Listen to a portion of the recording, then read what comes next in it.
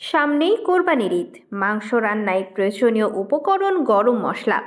আর এই সুযোগকে কাজে লাগিয়ে খুলনার বাজারে বেড়ে গেছে গরম মশলার দাম, সেই সঙ্গে বেড়েছে পেঁয়াজের দাম। তবে ব্যবসায়ীরা বলছেন ডলারের বিপরীতে টাকার মান কমে যাওয়ায় আমদানি খরচ বেড়েছে, ফলে মশলার দাম একটু বেড়েছে। অন্যদিকে ক্রেতাদের অভিযোগ, আমাদের দেশের ব্যবসায়ীরা সুযোগ সন্ধানী, সুযোগ পেলেই পণ্যের দাম বাড়িয়ে দেন তারা। কোরবানির ঈদ উপলক্ষেই মূলত তারা মশলার দাম বাড়িয়েছেন। শনিবার খুলনা মহানগরীর একাধিক বাজার ঘুরে জানা যায়, এরই মধ্যে খুলনার মশলার বাজারে প্রতিটি মশলা বেড়েছে 1000 থেকে 1500 টাকা পর্যন্ত। প্রতি কেজি জিরা 700 টাকায় বিক্রি করছেন খুচরা ব্যবসায়ীরা। একইভাবে লবঙ্গ 1400 টাকা, মানভেদে এলাচ 3200 থেকে 3600 টাকা, কাজু বাদাম 1200 টাকা, পেস্তা বাদাম 2500 টাকা, গোলমরিচ 100 টাকা ও কিশমিশ 500 টাকায় বিক্রি করছেন।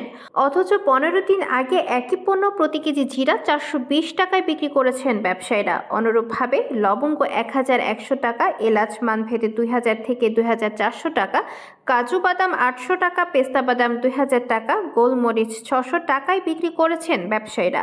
মানে যেটা মানুষের সাধ্যের বাইরে চলে গেছে, যার কারণে যেই কেনাবেচার যেই মানুষের ভিতরে যেই একটা ছিল, আপনার ভিড় ছিল মার্কেটে, কেনাবেচার যে ঢলটা পড়তো সেই ঢলটা এখন আর নাই।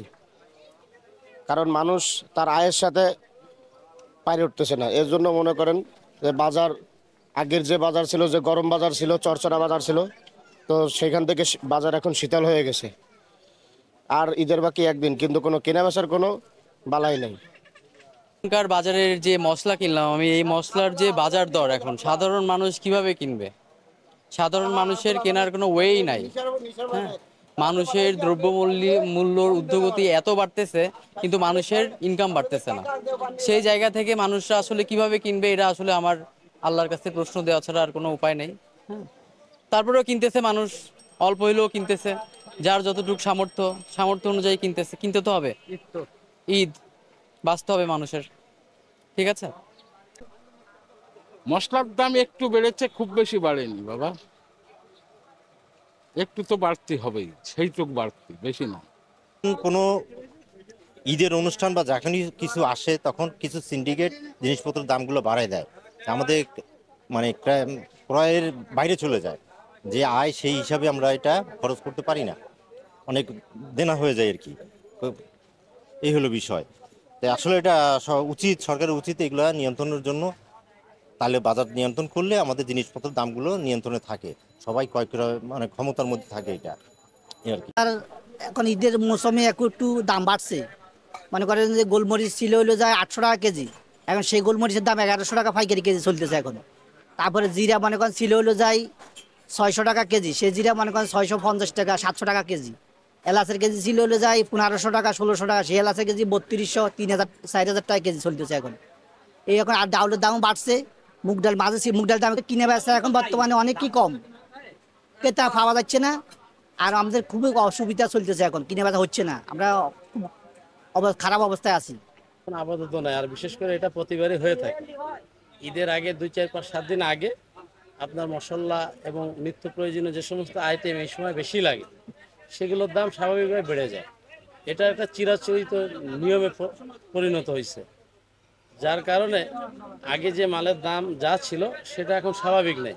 বিশেষ করে অস্বাভাবিক হারে বাড়ছে কিছু এলাচ ব্যবসায়ী, যারা এলাচিটাকে এই সময় স্টক করে দাম বেশি দামে বেচার একটা প্রক্রিয়া তারা করে, যার কারণে এলাচির দামটা একটু বেশি। যে এলাচ আগে ছিল 1800 2000 2200 টাকা, সে এলাচ এখন 3400 3800 এরকম বিক্রি হচ্ছে। এই এলাচির বাজারটা একটু বেশি অস্বাভাবিক। সে 50 টাকা মশলা নিত, সে এখন 10 টাকা করে মশলা নেয়। যে 100 টাকা মশলা নিত, সে 20 টাকা করে মশলা নেয়। ওই পরিমাণে অনেক বুঝতে হবে কীরকম, সবাই কিনে বেছে কম, এই পরিমাণের সংখ্যা কম। যে আগে 5 কেজি চাল কিনতো, সে এখন 2 কেজি চাল কিনে। ওই যে ওই আফা এসে 5 কেজি ভালো চাল কিন্তু আগে, এখন এই মাসে 2 কেজি চাল। এই ওই তেমন ভালো না, এলাচের দাম বেশি, দারচিনির দাম বেশি, লবঙ্গের দাম বেশি, গোলমরিচের দাম বেশি, বেচা কিনা তেমন ভালো না। এই হলো হিসাব।